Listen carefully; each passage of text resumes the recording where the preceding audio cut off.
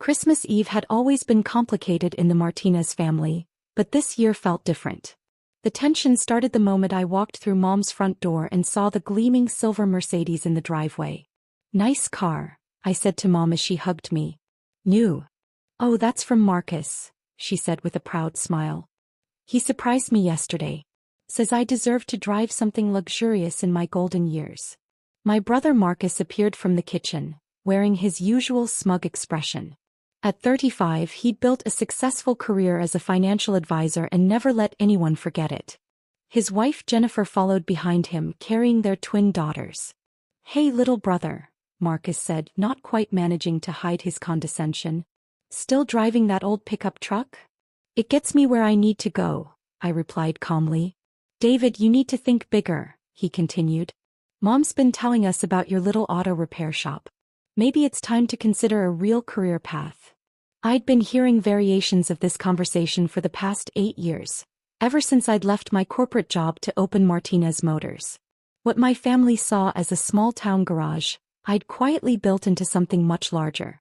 But explaining that felt unnecessary when they'd already made up their minds about my life choices. "The shop keeps me busy," I said simply. "Well, some of us aim higher than just keeping busy," Marcus replied, straightening his expensive tie. "Speaking of which, Mom, should we tell him the news?" Mom looked uncomfortable. "Marcus, maybe we should wait until after dinner." "No time like the present," he said, putting his arm around her shoulders. "David, Mom's made a decision about her living situation. With Dad gone 2 years now, she shouldn't be alone in this big house." I nodded, sensing where this was heading. "She's going to come live with Jennifer and me. We have that beautiful guest suite. The girls adore their grandmother, and frankly, I can provide the kind of lifestyle she deserves." Mom looked at me apologetically. "David, honey, I know you offered to help, but Marcus is right. His house has everything. The security system, the pool. Jennifer doesn't work so she can keep me company during the day." "That sounds like a great arrangement," I said, and I meant it. "You should be wherever you feel most comfortable." Marcus seemed surprised by my easy acceptance. "Well, good. I'm glad you understand that this is what's best for her." "Of course. And don't worry about the house," he continued. "Jennifer and I will handle selling it. The real estate market is strong right now, and Mom deserves to get top dollar." Throughout dinner, Marcus dominated the conversation with stories about his latest investment successes and his plans for Mom's future. He'd already researched the best senior activities in his neighborhood, found her a new doctor who took premium insurance, and calculated how her Social Security and Dad's pension would contribute to household expenses. "The best part," he said as Jennifer served dessert, "is that Mom won't have to worry about anything. I'll handle her finances, her medical appointments, everything. She can just relax and enjoy being a grandmother." I watched Mom's face as he talked. She smiled and nodded, but I caught something in her expression, a flicker of uncertainty, maybe even sadness. "That's very generous of you, Marcus," I said. "Well, somebody has to step up and take responsibility," he replied. "Mom needs someone who can actually take care of her properly." The implication hung in the air. I was the brother who'd chosen blue-collar work over a professional career, who lived in a modest apartment instead of a suburban mansion, who drove a 10-year-old truck instead of luxury vehicles. After dinner, I helped Mom clean up while Marcus and Jennifer wrestled their overtired daughters into coats for the drive home. "David," Mom said quietly as we loaded the dishwasher, "I hope you know this isn't about. I'm grateful for everything you've done since Dad died." "Mom, you don't need to explain anything. Marcus is right, he can give you things I can't. But you've been here every week helping with the yard work and the repairs. You drove me to all those doctor appointments when I was too nervous to drive myself. And I'll keep doing that no matter where you live." She hugged me tightly. "I know you will, sweetheart. I just want you to know that this decision, it's practical, not personal." "I understand." As everyone gathered in the living room for gift exchanges, I noticed Marcus checking his phone frequently. Finally it rang. "Excuse me," he said, stepping into the hallway. I could hear his voice rising with agitation. He returned a few minutes later, looking frustrated. "Jennifer, we need to leave soon. There's some issue with the Mercedes." "What kind of issue?" Mom asked worriedly. "The dealership is saying there's a problem with the financing. Some nonsense about the loan not being properly approved." He waved his hand dismissively. I'll sort it out after Christmas. You know how incompetent car salesmen can be. I kept my expression neutral, though I knew exactly what was happening. Marcus had stretched himself thin to afford Mom's Christmas surprise, and his credit application had been flagged for verification. Maybe you should take it back tonight, Jennifer suggested. If there's really a financing problem. It's Christmas Eve, Marcus snapped. I'm not dealing with car salesmen tonight. Mom looked upset. Marcus, if the car isn't properly paid for, I shouldn't be driving it. Mom, don't worry about it. I'll handle everything tomorrow. The car is yours. But I could see the doubt creeping into her expression. She was starting to wonder if her son's grand gesture was built on shaky financial ground. The evening continued awkwardly, with Marcus growing more agitated each time someone mentioned the car. By the time they left, promising to pick Mom up the next morning for Christmas dinner at their house, the mood had shifted considerably. David, Mom said as I prepared to leave, what do you think about this car situation? I think Marcus wants to give you something nice, and sometimes that leads to making decisions quickly. You think he can't actually afford it? I chose my words carefully. I think Marcus loves you and wants the best for you. But maybe expensive gifts aren't the only way to show that. She nodded thoughtfully. Your father always said the best gifts come from the heart, not the wallet. Dad was a smart man. The next morning, Christmas Day, I was in my office at the shop when my phone rang. It was Mom, and she sounded upset. David, can you come over? There are men here about the car. What kind of men? They say they're from the dealership. They want to take the Mercedes back. I was there in 15 minutes. 2 employees from Prestige Motors were standing in Mom's driveway, looking uncomfortable as she stood in her bathrobe, clearly distressed. Ma'am, we're sorry to bother you on Christmas, but we need to retrieve the vehicle, one of them was saying. The financing was declined and we can't leave it here without payment. But my son said he would handle it today. We've been trying to reach Mr. Martinez since yesterday, but he's not answering our calls. I approached the group. Good morning. I'm David Martinez. What seems to be the problem? Sir, are you related to Marcus Martinez? He's my brother. The dealership employee looked relieved to have someone to talk to. Your brother signed a lease agreement for this vehicle, but his credit application was declined. We extended courtesy delivery for Christmas Eve, but we need the car back today. I looked at Mom, who was clearly embarrassed and confused. Mom, why don't you go inside and get dressed? I'll handle this. David, I don't understand what's happening. It's okay. Just give me a few minutes to sort this out. After she went inside, I turned to the dealership employees. How much does my brother owe on this car? Sir, the monthly lease payment would be $1,847, but given the credit decline, we'd need a significant down payment or cosigner. What about purchasing it outright? The MSRP is $78,500. I pulled out my phone and made a call. Sir, it's David. I know it's Christmas, but I need you to process a wire transfer. Yes, the full amount. Martinez Motors account to Prestige Motors, $78,500. The employees looked surprised as I hung up. Gentlemen, you'll receive payment within the hour. Please prepare the title transfer paperwork for Mrs. Elena Martinez.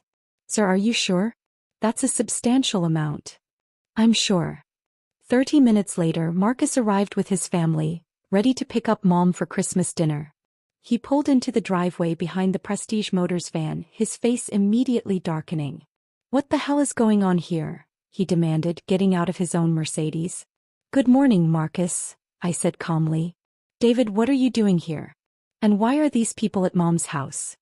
One of the dealership employees stepped forward. Mr. Martinez, we came to discuss the vehicle financing issue, but it's been resolved. Your mother now owns the car free and clear. Marcus looked confused. What do you mean owns it? The vehicle has been purchased in full. We just need Mrs. Martinez to sign the title paperwork. Marcus turned to me, his face reddening. David, what did you do? I bought Mom's car. What? How could you possibly afford to buy a $78,000 car? The same way I've been able to help Mom with her expenses for the past 2 years while you assumed she was struggling. What expenses? Mom emerged from the house, now dressed and looking more composed. Marcus, David has been helping me with the house payments, the medical bills your father left behind, the property taxes. Marcus stared at me. That's impossible. You run a garage. I run several businesses, actually. Several. What are you talking about? I pulled out my phone and showed him the Martinez Motors website.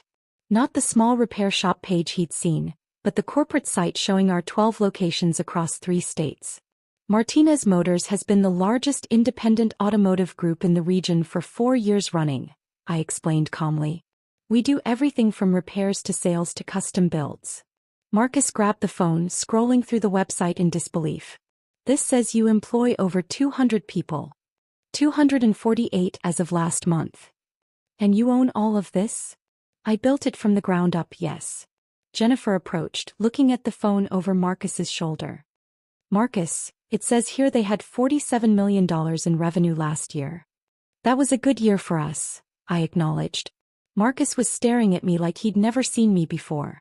David, why didn't you tell us? You never asked. Every time we talked, you'd lecture me about getting serious about my career. It seemed easier to let you think what you wanted to think. But you live in that apartment. I like my apartment. It's close to work and I don't need much space. And your truck is reliable, practical, and has sentimental value. Dad taught me to drive in that truck. Mom was looking between us with growing understanding. David, when you offered to help me after your father died. I meant it, Mom. I've been helping because I wanted to, not because I had to stretch my budget. Marcus sat down heavily on Mom's front steps. I don't understand. If you have all this money, why did you let me think I was the successful brother? Because you needed to think that. And because success isn't just about money, Marcus. What do you mean? I mean you've built a good life. You have a beautiful family, a career you're proud of, a nice home. The fact that my business happens to be larger doesn't diminish what you've accomplished. Marcus was quiet for a long moment. But I've been treating you like you were the failure in the family. I know. And you just let me. I let you because arguing about it wouldn't have changed anything. You saw what you needed to see. Jennifer approached carefully. David, we had no idea. Marcus talks about wanting to provide for your mother, but we've been struggling just to manage our own bills. There's no shame in that, I said. Raising twins is expensive. Marcus is doing his best for his family. But I can't actually afford to take care of Mom the way I promised, Marcus admitted quietly. The guest suite needs renovations we can't pay for. My insurance doesn't cover additional family members. And honestly, the Mercedes was financed at 23% interest because my credit is maxed out from the house down payment. Mom sat down beside him. Marcus, why didn't you tell me you were struggling? Because I wanted to be the son who could take care of you. David always seemed so content with his small life. I thought I was the one who made it, who could provide for family. You did make it, I said firmly. You have a profession you're good at, a family that loves you, and you've built something to be proud of. But not like you. Not like me. But that doesn't make it less valuable. The paperwork was completed and the Prestige Motors team left. We stood in the driveway, the gleaming Mercedes between us like a symbol of everything that had been misunderstood.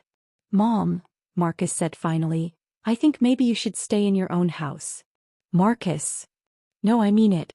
David's right, I can't actually provide what I promised. And honestly, after seeing how you've been managing with his help, maybe you don't need to move anywhere. Mom looked at both of us. What I need is both my sons in my life. David, your help has been wonderful, but I don't want you to feel obligated to support me financially just because you can. It's not an obligation, Mom. And Marcus, I don't need grand gestures or expensive gifts. I need my family to be honest with each other. Marcus stood up and walked over to me. David, I owe you a massive apology. You don't owe me anything. Yes, I do. I've been condescending and dismissive for years. I assumed because you chose a different path it was a lesser path. Marcus. Let me finish. You've been quietly taking care of our mother while I was bragging about my plans to take care of her. You built something incredible while I was lecturing you about success. And you never once made me feel small about it, even when I was making you feel small. I extended my hand to him. We're brothers. That's what matters. He ignored my hand and hugged me instead. I'm proud of you, David. I should have said that years ago. I'm proud of you too. As we headed inside for a very different Christmas dinner than any of us had planned, Mom linked arms with both of us. "You know what the best part of today is?" she said. "What?" we asked together. "I get to keep my house, my independence, and both my sons. And," she added with a smile, "I have a very nice car to drive to visit my granddaughters." Marcus laughed. "Mom, about that car. David basically bought you a Mercedes for Christmas." "Actually," I said, "I bought it so you could give her the Christmas gift you wanted to give her. The car was your idea, your gesture. I just made sure the paperwork worked out." Marcus stopped walking. "You're going to let me take credit for buying her a car you paid for? I'm going to let you take credit for caring enough about our mother to want to give her something special." "David, that's too generous."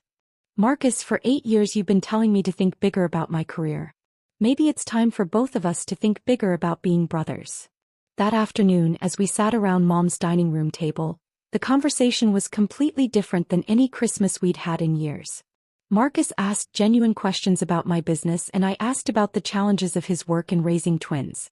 "You know what's funny?" Marcus said as we were having coffee. "All this time I thought I was the brother who had it figured out." "You do have it figured out, just differently than I do. But you're running a multi-million-dollar business empire. And you're raising 2 little girls who think you're the smartest, strongest man in the world. Which one of us is really more successful?" Mom smiled, watching us talk. "Your father always said success isn't about comparing yourself to others. It's about using your gifts to take care of the people you love." "Dad was smart," Marcus said. "Though I bet he would have gotten a kick out of David secretly being a business mogul while driving around in his old truck." "Dad would have been proud of both of you," Mom said. "David for building something from nothing and Marcus for trying to take care of his family even when it meant stretching beyond your means." As evening approached and Marcus's family prepared to leave, he pulled me aside. "David, I have a confession." "What's that?" "Part of me is relieved that I don't have to figure out how to afford taking care of Mom. I love her, but honestly, I was terrified about the financial reality of what I'd promised." "That's not a confession, that's honesty. Taking care of aging parents is expensive and complicated. But I still want to help." "Then help. Spend time with her. Include her in the girls' activities. Let her teach them to cook her recipes. That stuff matters more than money anyway." "You really mean that?" "Marcus, I can buy her cars and pay her bills, but I can't give her granddaughters or the pride of watching her son succeed in his career. We both have gifts to offer." Marcus nodded thoughtfully. "Maybe we could work together on this." "What do you mean?" "Well, you're good with the financial stuff and I'm good with, I don't know, the day-to-day family stuff. Maybe instead of competing to be the better son, we could just be better sons together." I smiled. "I like that idea." As they drove away, Mom and I stood in the driveway next to her new Mercedes. "It's a beautiful car," she said. "Marcus has good taste." "David, can I ask you something?" "Of course." "Are you happy? I mean, really happy with your life?" I thought about it. "I am, Mom. I love my work, I love being able to help you, and I love having my family back." "Even when Marcus was being awful to you?" "Marcus wasn't being awful. He was being protective of what he thought was his role in the family." "I understand that." She squeezed my arm. "Your father would be so proud of both of you." "I hope so. I know so. He always said the measure of a man isn't what he builds for himself, but what he builds for others." As I drove home that evening in my old pickup truck, I reflected on the day. Marcus wasn't wrong that I could have corrected his assumptions years ago. But there had been something valuable in letting him believe he was the successful brother. It had motivated him to work hard, to strive, to want to provide for family. Now that the truth was out, we could build a different kind of relationship, one based on mutual respect rather than perceived hierarchy. Marcus could stop trying to prove he was more successful than me, and I could stop hiding my success to protect his ego. The best part was that Mom would get the best of both worlds: financial security and emotional support, practical help and family connection. Sometimes the most successful ventures aren't the ones that generate the most revenue. Sometimes they're the ones that bring families closer together, that allow brothers to see each other clearly for the first time in years, and that prove success comes in many different forms. Marcus had been right about one thing: Mom deserved the best. She deserved sons who supported each other instead of competing, who were honest about their strengths and limitations, and who worked together to ensure she felt loved and cared for. And sometimes, the best Christmas gift you can give someone isn't a luxury car or financial security. Sometimes it's the gift of letting them discover that their family is stronger, more capable, and more loving than they ever realized. As I pulled into my apartment complex, I made a mental note to call Marcus in a few days. We had a lot of lost time to make up for, and I was looking forward to getting to know my brother. Not the image he'd been projecting, but the man he actually was. Success, I'd learned, was much more complicated and much more rewarding than any of us had understood.